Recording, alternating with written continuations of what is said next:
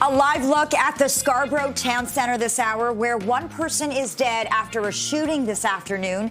It appears to have happened inside the mall near the food court. And a candlelight vigil is set to take place this hour for Javi Roy. That's the 8-year-old boy who was fatally shot while sleeping in his bed inside a North York apartment this weekend. We hear from the child's mother tonight. And Toronto's mayor says the city will face a massive shortfall if the feds don't provide more funding for refugee supports. You'll hear from Olivia Chow tonight. This is Live at 5.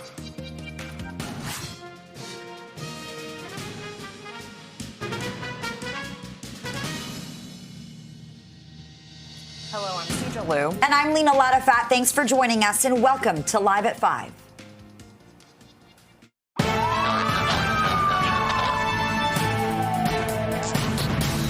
We begin this hour with breaking news. A deadly shooting inside the Scarborough Town Centre this afternoon. It happened just before 2 o'clock near the food court. And for the very latest, CP24's Beatrice Vaisman joins us live from the scene. Beatrice, what do we know so far? This happened at a busy mall. It did. Sija and Lena, good afternoon. This all happened around 2 o'clock this afternoon. And I'll start by saying that there was never, according to police, any kind of active shooter situation here at the mall. In fact, if you look behind me, you might be able to see that there's still people coming and going from Scarborough Town Centre. The mall was never shut down. It is very much open. And in fact, the food court area, just off of which this deadly situation happened, was open the entire time. The food court just shut down to the public about 45 minutes ago. But here's what I've been told by Toronto police sources. It was just before 2 o'clock that police got a call, not for sounds of gunshots, but got a call because someone found this man inside the bathroom. He looked as though he was already deceased, suffering from gunshot wounds. That's when first responders arrived here at the scene. They went into the washroom and this man was pronounced dead. All I know about the victim right now is that he is an adult, so he's above the age of 18. Police have said very little more about him at this point or the circumstances surrounding what happened.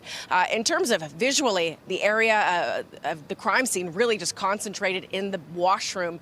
Lena and Sija, the food court, there were still people eating up until 45 minutes ago when police expanded the perimeter of the scene, likely just to get the public away from working forensic identification officers and detectives who are now working inside the mall to actually get to the bottom of what happened. So again, not a single person who we spoke to or who our colleagues from CTV spoke to heard gunfire, and I've confirmed with police sources there was never actually a call for sounds of gunshots or an active shooting made from inside the mall. The 911 call was about someone already finding this man, presumably deceased, with gunshot wounds. Police have not said anything about suspects either, but certainly this is a very unnerving situation for those inside the mall as this kind of investigation started to unfold. We spoke to a few of them, and here's what we heard. We're still waiting for what happened inside. We're also clueless and yeah. I mean, it is what it is. Unfortunately, not everyone is happy with how they are, so sometimes it happens. Cops had a really fast response, so I'm pretty happy with their security. The mall security jumped on them really fast. They secured the area really fast, so I'm not too worried. I didn't really think about too much. I mean, it's Toronto. Stuff happens. We had that kid, 8 years old, who got shot in the apartment building. So it's kind of, gun violence is a pretty dangerous thing nowadays. This is just a few feet away from where you work. Yeah. I mean, what goes through your mind? You worried? Nah, I'm pretty calm with it because it's a very public place. I'm not too scared about my own security. I can tell you as well, Lena and Sija, just from going inside the mall a few minutes ago, there's a second area inside the mall on the second floor, just outside of the Samsung store, where there's police tape around a garbage and recycling bin. 2 police officers and a mall security officer there, just making sure that it is guarded, that no one's messing with it. Obviously, it looks like there's some kind of evidence, very likely in that garbage can, or at least they want to preserve it for the forensic identification officers.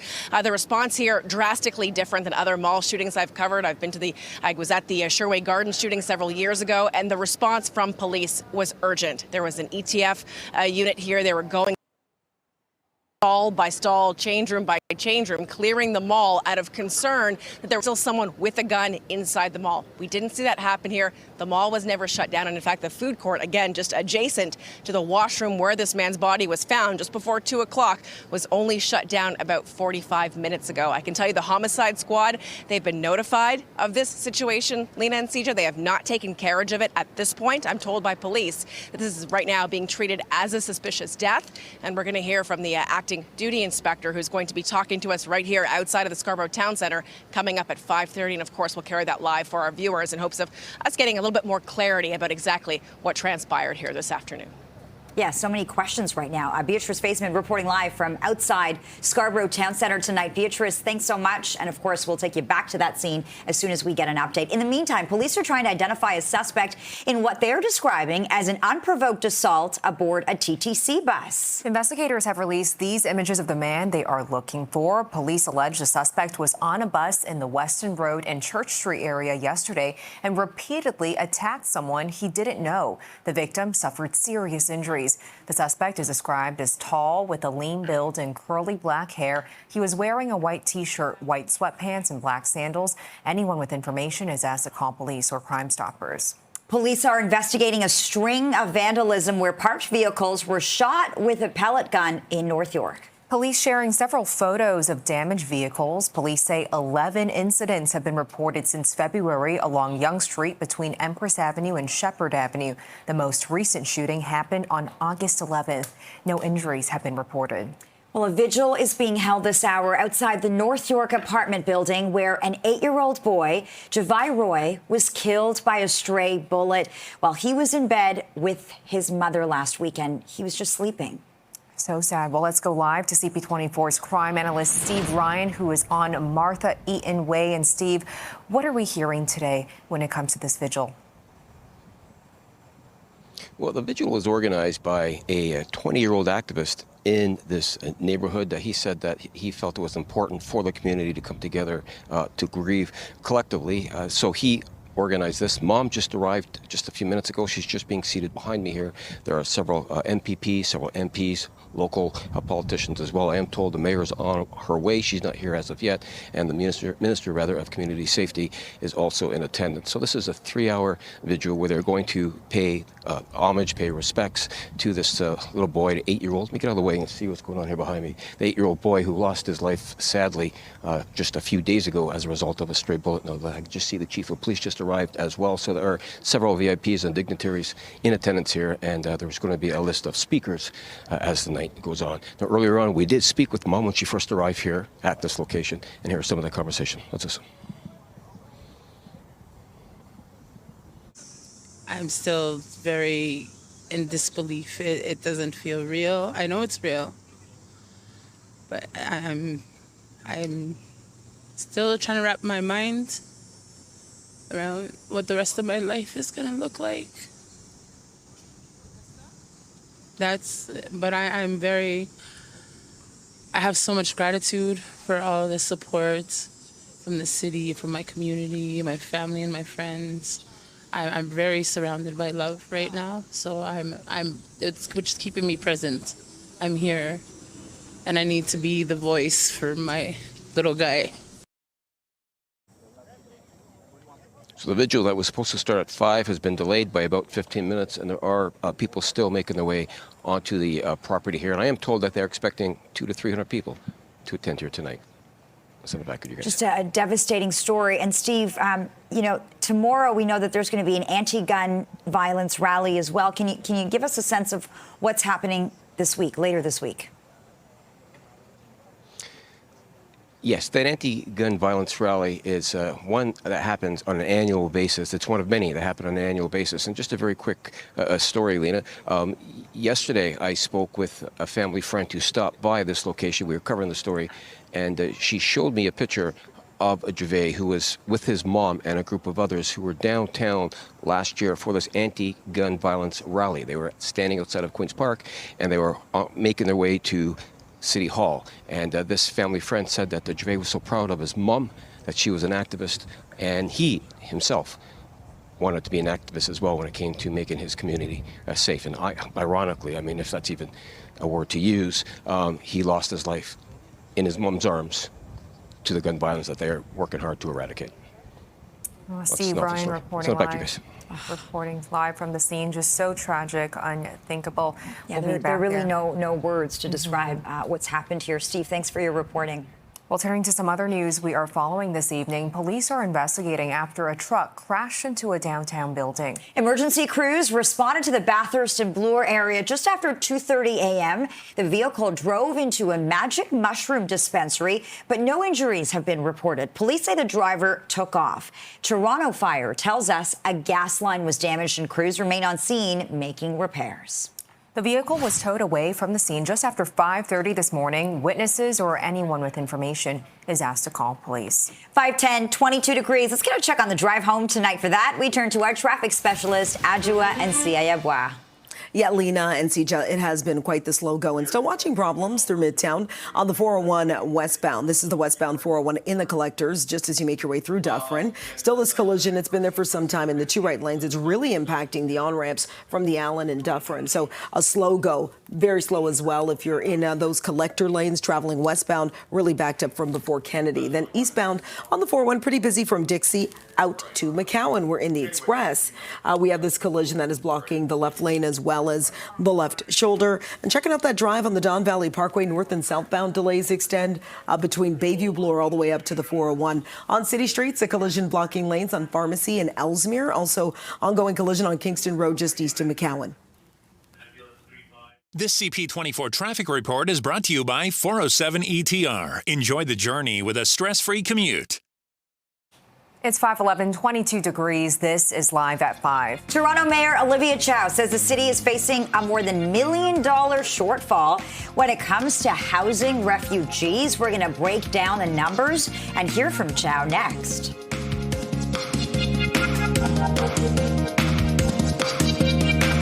Toronto is facing a massive housing funding gap for refugees and asylum seekers due to what Mayor Olivia Chow is describing as a cut by the federal government. Yeah, the mayor says Ottawa plans to cover just 26% of what the city projects it needs to spend on shelter costs this year. She says that'll amount to a $107 million shortfall, which is equal to a property tax hike of more than 2%. The federal program has served as Toronto's main source of funding for its response to refugees and asylum seekers since 2017.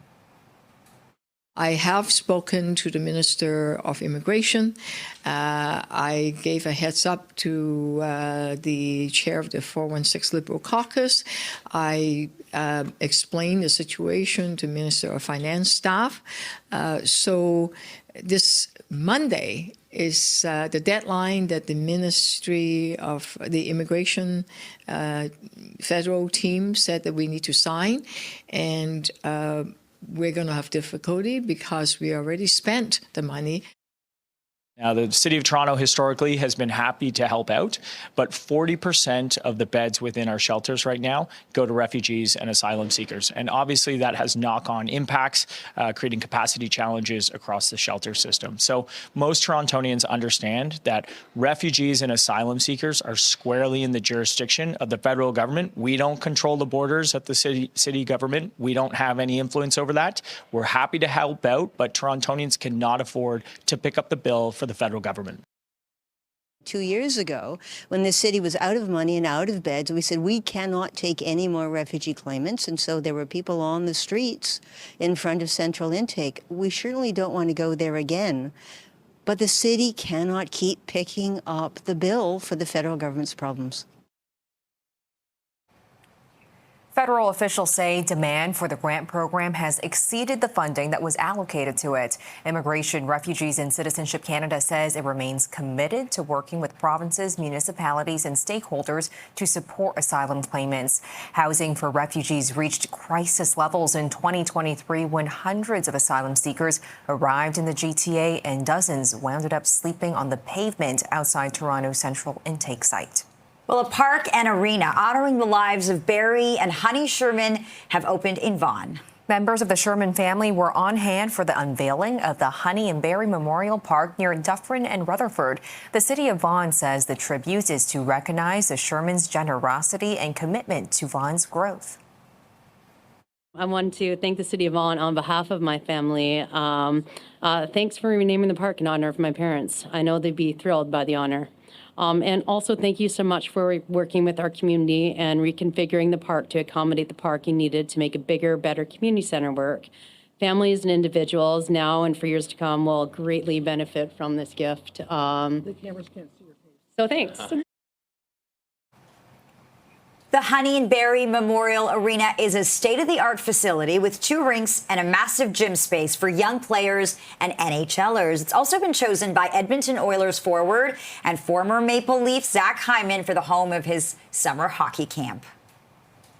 It's incredible. Obviously, nothing would be possible without John Sherman's donation, and John was the mastermind behind this amazing facility and arena to honor his late parents. So he's just a phenomenal person and human being, and there's no one that gives back more. So extremely happy to be a part of it, and for him to give me the opportunity to run a camp here, and then obviously to have Gary on the other side, being able to train there. So it's a pretty incredible donation by him.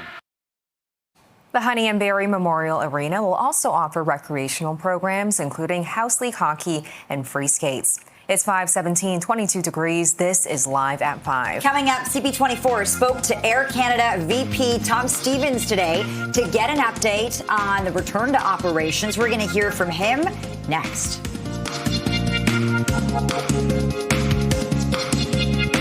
Welcome back. The majority of Air Canada's domestic and U.S. flights are expected to be operational soon following a 3-day strike by flight attendants, and this impacted 500,000 customers. The airline's website says 97% of domestic flights are expected to be operational over the next 24 hours, as well as 99% of U.S. flights and 76% of other international routes. Air Canada has cautioned a return to full service could take up to 10 days. A tentative agreement reached between the airline and the union representing more than 10,000 flight attendants has yet to be ratified. Meanwhile, we're learning more about the tentative agreement flight attendants reached with the airline. According to the union, it includes a 12% pay raise over 4 years with those with 5 years of service or less, and 8% for those with more than 5 years. Also, workers will get paid 50% of their salary for an hour before a flight takes off for smaller planes and 70 minutes for larger planes. This was a huge sticking point during negotiations. That is going to increase annually over the life of the deal. And Conservative leader Pierre Poilievre, he called out the government for voting against a Tory bill that would have seen flight attendants get paid for all the time they work. It's very unfair that the Liberals have voted against a Conservative bill requiring that flight attendants get paid for every minute they work. You know, they show up, I see these flight attendants on the flights. I'm often on planes sitting in the economy class, and we're stuck on the tarmac because the flight is delayed. And I think of these poor working flight attendants up on their feet, serving the passengers, and they're not getting paid. Meantime, the airline says it's doing everything it can to get back to normal, and it's also acknowledging the impact this is having on customers. Almost all of our aircraft that were parked are now back in service. And that's due to a tremendous amount of work that our maintenance team at Air Canada has done to get those aircraft checked for safety and back in the sky. The ramp up will take us a couple more days as we get our crew and our aircraft in position worldwide. Imagine a flight that's operating to Sydney. It takes us a while to get to Sydney. The crew need to rest so that they're safe to operate the return. So that's why customers will still see a few cancellations and delays over the next 2 days. Air Canada says customers whose flights are delayed or canceled will be notified by email and text message. Prime Minister Mark Carney spoke with U.S. President Donald Trump today as tensions continue between our two countries. Carney's office described the conversation with Trump as, quote, productive and wide-ranging, end quote. It says the two leaders discussed trade challenges, opportunities, and the priorities for a new economic and security relationship between Canada and the U.S. They also spoke about supporting long-term peace and security for Ukraine and Europe. Carney and Trump agreed to speak again soon. It's 5:23, 22 degrees. This is Live at 5. Well, a live look at Queen Street this hour, where fans have been lining up all day outside the Oasis pop-up store ahead of their 2 Toronto shows later this week. Everybody's trying to get their hands on some merch. We'll be right back with more. Oasis fans are lining up downtown to get into a pop-up shop with the band in town for 2 shows this weekend. It's been very busy on Queen Street today. The line stretches around the block for the Oasis Live 25 official fan store on Queen Street. This is near Palmerston. We're giving you a live shot of all that foot traffic now. Some people got here nice and early this morning. They've been waiting for hours. There is plenty of merchandise in the store, and that's why you see this long lineup. That merch includes vinyls, posters, and clothing. Lots of it. Liam and Noel Gallagher, they're performing at Rogers Stadium on Sunday and Monday, and this is part of their reunion world tour. We caught up with some of these fans at the pop-up today. It feels amazing. I can't believe it. Yeah, it's amazing. Yay! This, I'm trying to actually cosplay as Liam on Sunday, so I was trying to go as much of a dark fit as humanly possible. Bucket hat, must have. Parka, must have. I'll bring the attitude as well. It feels very exciting. It feels like I'm going to be the coolest person I know, at least for today. That's all I want. Can you get the rundown of what you got? I grabbed everything I saw that looked cute. So I grabbed a black Oasis shirt, a white Oasis shirt, a black Oasis shirt, lots of fun stuff, tour program, posters. I need a bigger house, but it's fine. It's worth it. It really feels like kind of part of being the concert. I mean, I'm seeing it on Monday, but at the same time, having a T-shirt, having a piece of merch with you, it really adds to the whole experience. So I'm going in there. It's really cool. And if you couldn't make it today, that's okay, because the official fan store will be open all the way until next Wednesday. Yeah, you got lots of time. Well, TIFF has unveiled the honorees for this year's Tribute Awards, recognizing outstanding contributions to cinema. Canada's Catherine O'Hara will receive the TIFF Norman Jewison Career Award. Actor Idris Elba will receive a TIFF Tribute Award in Impact Media, and Channing Tatum will be recognized for the TIFF Tribute Performer Award. The trophies will be handed out at a gala on September 7th. Brendan Fraser will serve as the ceremony's honorary chair. This year's film festival runs from September 4th to the 14th. Almost that time of year, 5:28, 22 degrees. You're watching Live at 5. A deadly shooting inside Scarborough Town Centre this afternoon. We will have the latest on that coming up after the break.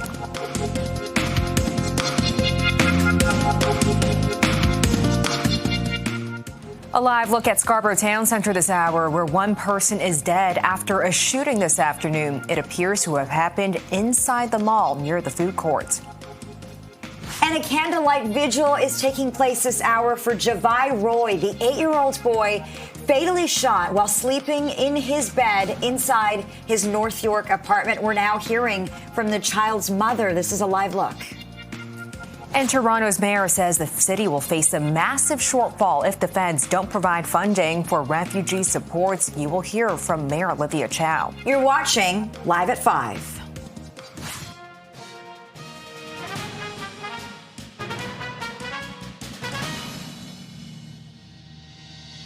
Good evening, and thanks so much for joining us. I'm Lena Latifat. And I'm Sija Liu. Welcome to Live at 5. A vigil is being held this hour for 8-year-old Javi Roy outside the apartment building where he was fatally shot while sleeping over the weekend. Yeah, we'll take you live to North York now, where the boy's mother is speaking to the community. This is Holly Roy. Let's listen in live. Okay, I can. Thank you all for being here.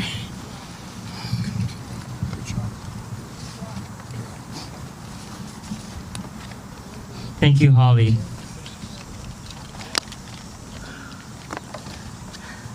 Now, I'd like to say a few words. Good evening, everyone.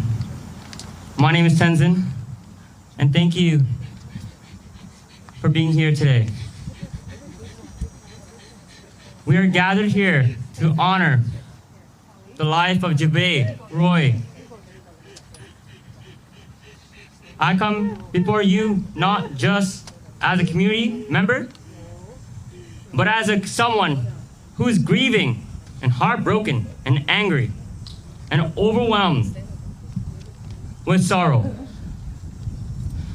We are here because we lost Javi Roy, an 8-year-old boy, a child with his whole life ahead of him. A son, a student, a friend, taken from us.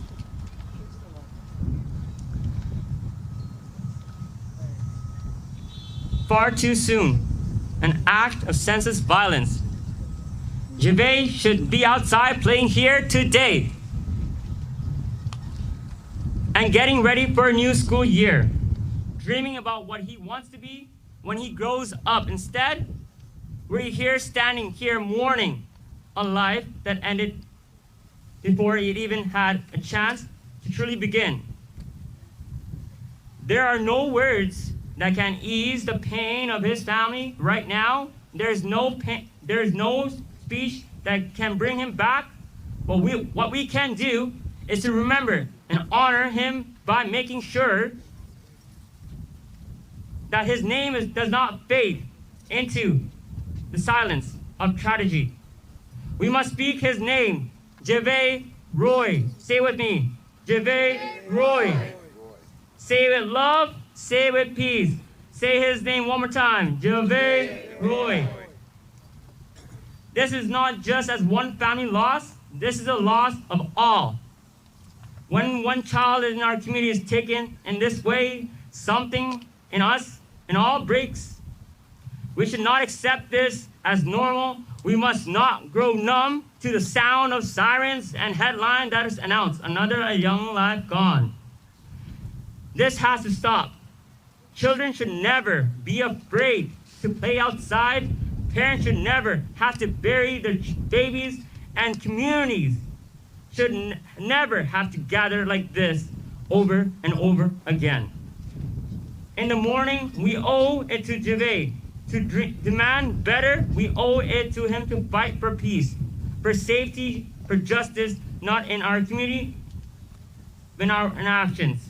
Let his memory live like the fire in us. Let it be the reason we come together to support his family, to support one another, and say it loud and clear. Enough is enough. Enough is enough. Enough is enough. Rest in power, Javi. We'll never forget you. We will carry your name forward, and we will do everything we can to make sure no more lives are stolen the way yours was. Thank you all. Now up, we have Marcel Wilson, the founder of the One by One movement.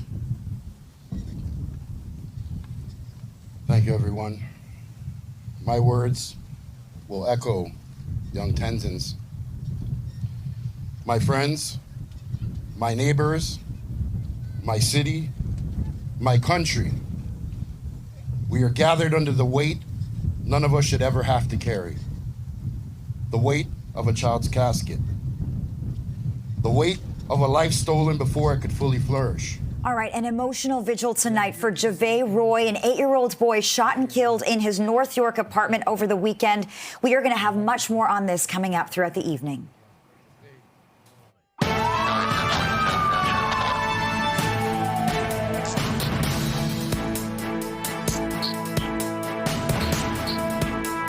And let's go live to Scarborough Town Centre now, where police are providing an update on a fatal shooting inside the mall this afternoon. Let's listen in. The mall to be safe, and to maintain the integrity of the investigation.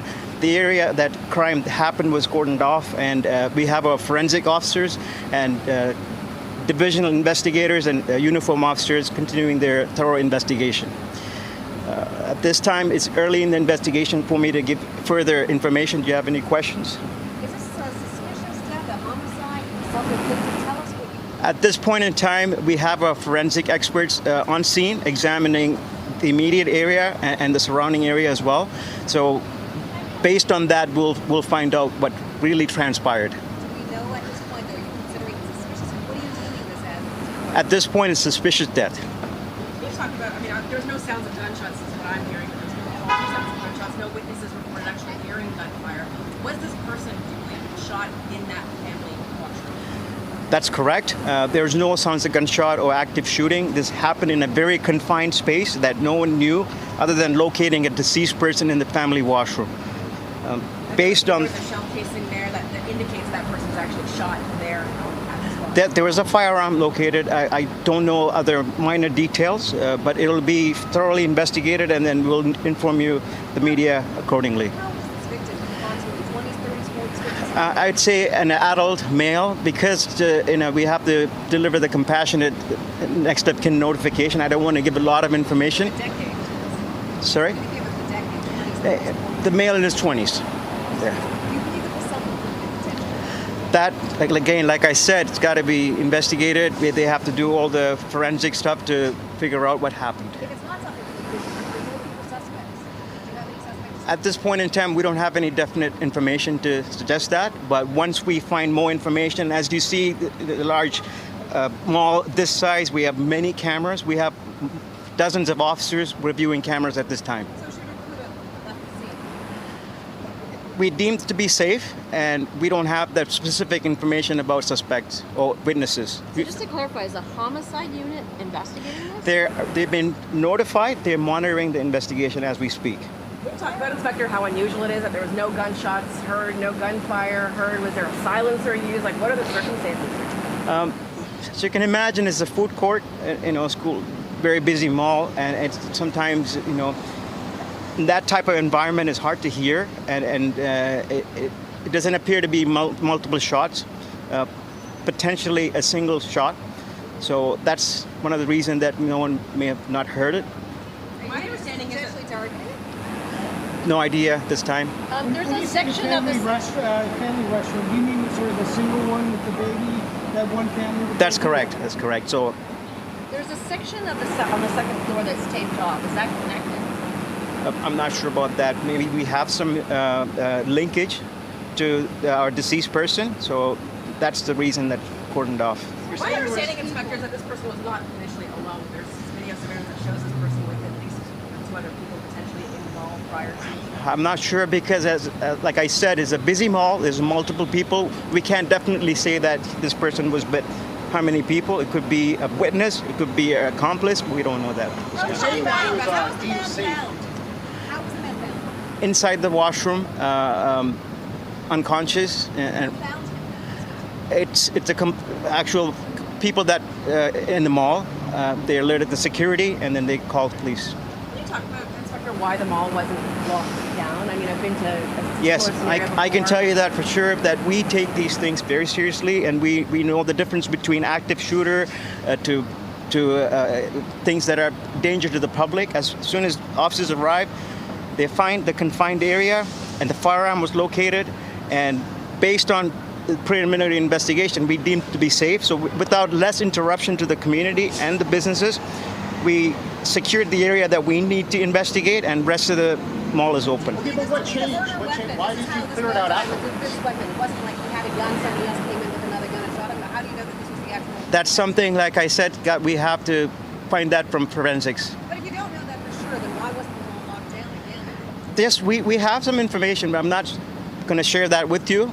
That's what the officers deemed to be safe, to continue the part of the mall to be open. Was there a sense of panic in the food court when it happened? Not at all, because we found after the fact. It's almost like finding someone with a medical complaint, someone dying as a result of that. Very similar to that. Just to confirm that the firearm was located inside the family bathroom, not outside. That's correct. Inside. Okay, thank you. If you deemed it to be safe, why was it cleared out or gradually cleared out afterwards? We still need that area to investigate. Yes. You don't think that's the latest us hours after the incident? Like I said, we are doing a thorough investigation, which means every angle of camera is being checked, every trash can in the area is being checked. So we want it to be 100%. Okay, but you weren't 100% that at the time, and you left them all open. You're saying you didn't know if there were active shooters around. No, not at all. Like I said, dozens of officers came in. They checked the video, deemed the rest of the mall to be safe, and they needed this area to cordon off for investigation. But sorry, from forensics perspective, if you have forensics officers here, it just seemed very delayed for closing off that entire food court. Like, soon as many of us got here, we saw like you were able to get pretty close to the washroom. From a forensics perspective, can you talk about why that wouldn't have been closed off to try to preserve whatever was there? Well, immediately the officers came in because the lack of witnesses happened in a confined area. We don't have any witnesses per se, being witnessed by a large amount of people. But we have to resort to video. So that took a little bit of time for us to figure out, because these are individually owned stores and we have to get their permission to get video. It's not that we don't control it. So as soon as we knew the information, we acted accordingly.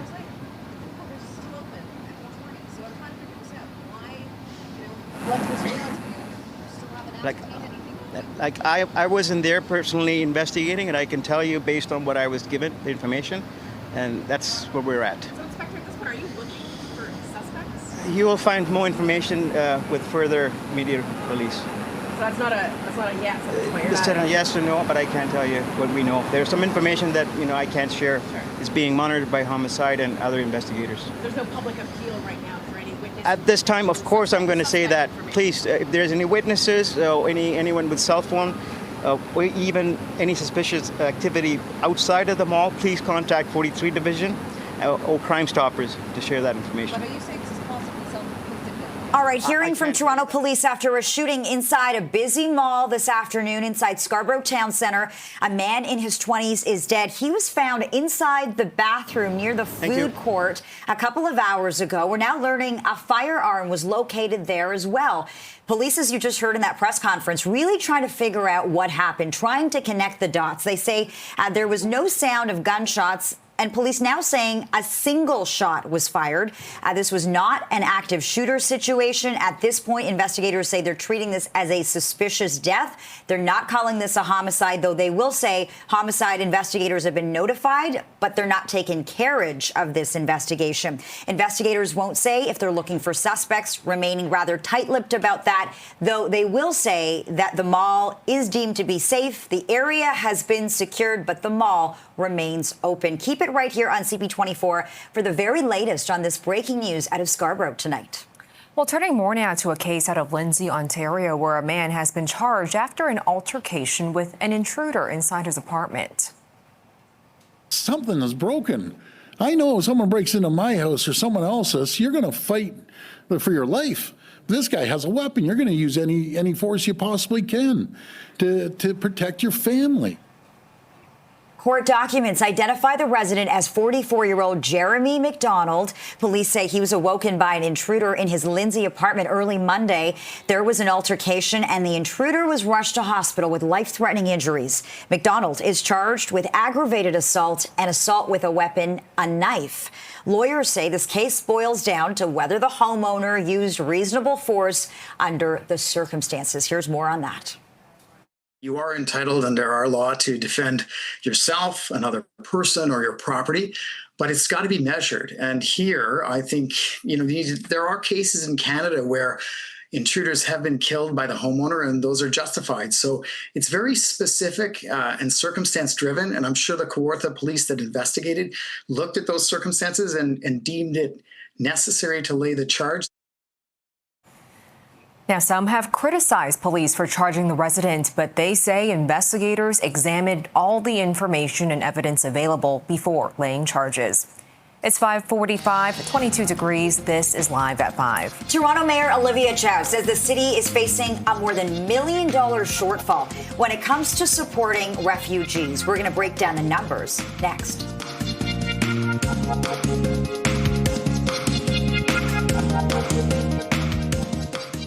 Toronto is facing a massive housing funding gap for refugees and asylum seekers due to what Mayor Olivia Chow is describing as a cut by the federal government. The mayor says Ottawa plans to cover just 26% of what the city projects it needs to spend on shelter costs this year. She says that'll amount to a $107 million shortfall, which is equal to a property tax hike of more than 2%. The federal government's program has served as Toronto's main source of funding for its response to refugees and asylum seekers since 2017.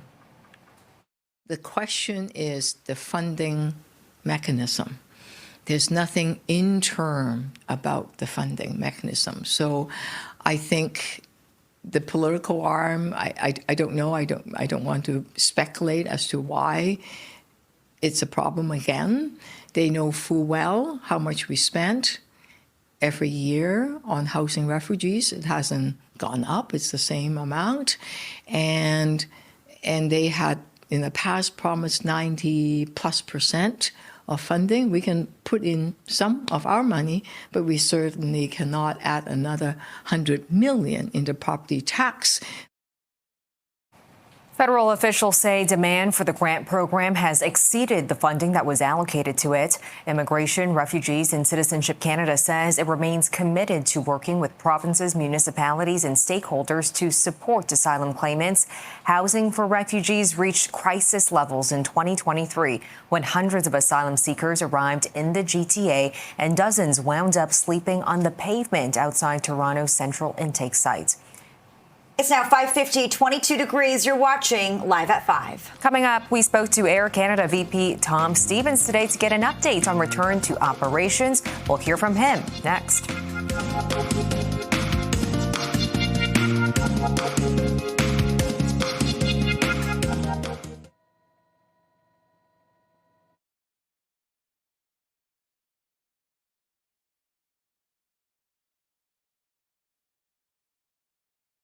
Okay. And what came across is that love that he has for everyone. And isn't it ironic? Isn't it unjust to the nth degree that a person that loving a shot and died? What we need to do. A vigil is being held right now for 8-year-old Javi Roy outside the apartment building where he was fatally shot while sleeping over the weekend. Mayor Olivia Chow speaking live this hour. Let's listen in. Together, because if we give up, we're giving up on Javi. We will not do that. We will not forget. We will remember. Holly, we promise you, because that's what you want. You want us not to forget Javi, you want us to remember, you want us to believe that each one of us, especially those that have some power, that we can make a difference and we will do everything we can. Yes. And so today, as we light the candles, as we look at the smiling faces, as we look at the photo, let us promise Holly and all those that love Javi that we will do everything we can, that we will not give up. And we do it through love and hope. That is what bonds us together. Let us be inspired by that and remember this moment and work together. Thank you, Holly, for staying strong. I know it's hard. I know grieving is hard.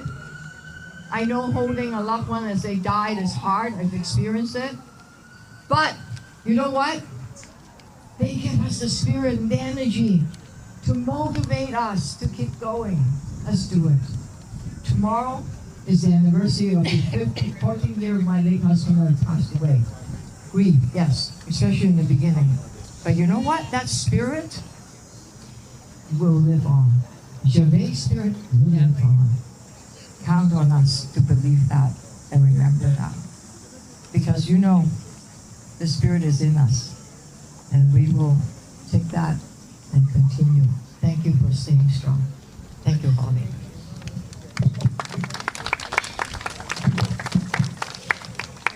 Thank you to the City of Toronto Mayor Olivia Chow. Now up, I would like to ask. All right, we listened to Mayor Olivia Chow speaking at a vigil tonight for Javi Roy, an 8-year-old boy shot and killed in his North York apartment over the weekend. We also heard from Javi's mother, Holly Roy, who broke down in tears as she called for justice and change. There's Councillor Francis Nunciata speaking about this profound loss. We're going to have much more on this vigil coming up throughout the evening. Well, it's 5:55, 22 degrees. This is Live at 5. Stay with us. We have more of your top stories when we come back. Welcome back. Oasis fans are lining up downtown to get into a pop-up shop with the band in town for 2 shows this weekend. Yeah, and that line stretches around the block for the Oasis Live 25 official fan store on Queen Street near Palmerston. This is a look at the shop this hour. Tons of people standing outside, but Fortunately, lots of great weather, and there is plenty of merchandise inside the store, including vinyls, posters, and clothing. Liam and Noel Gallagher are performing at Rogers Stadium on Sunday and Monday as part of their Reunion World Tour. It really feels like kind of part of being the concert. I mean, I'm seeing it on Monday, but at the same time, having a T-shirt, having a piece of merch with you, it really adds to the whole experience. So I'm going in there. It's really cool. Well, it's 5:59, 22 degrees. This is Toronto's breaking news, CP24. All right, thanks so much for joining us and for watching. CTV News at 6 is coming up next.